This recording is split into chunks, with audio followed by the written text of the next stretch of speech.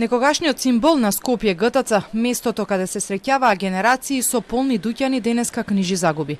Минатата година тие изнесувале речиси 300.000 евра, пишува во најновиот извештај на друштвото. Иако тие се намалени, ГТЦ има предизвици. Од една страна не може да си ги наплати побарувањата, а од друга им се трупаат обврски за кои им се неопходни средства.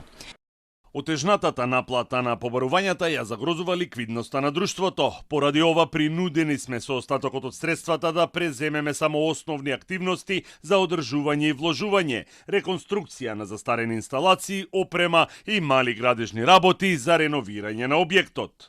Во извештајот пишува дека се соочува и со тужби, судски решенија за неразрешени имотни правни односи, барања за корекција на квадратура и намалување на долгови по разни основи. Исто така стои дека не се во можност да си ги наплатат побарувањата од големи должници затоа што се неликвидни, имаат отворен стечај или се во ликвидација. Поради неизвестноста, друштвото е принудено да ги промени побарувањата, но и покрај тоа тие се евидентирани како ненаплатени.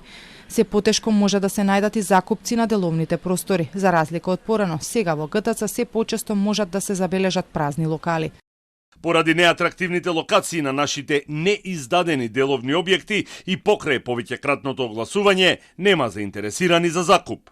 Најголем пораст на приходите кај друштвото се униот паркинг. Тука зголемувањето е 26% и лани од оваа услуга биле собрани над 630.000 евра. За годинава пак според извештајот на Министерството на финансии ГТЦ заклучно со март има над 230.000 евра доспеани, а неплатени долгови. За време на енергетската криза ГТЦ се најде во друштво и со железници и се соочи со опасност да им биде исклучена струјата поради неплатени сметки за потрошената електрична енергија.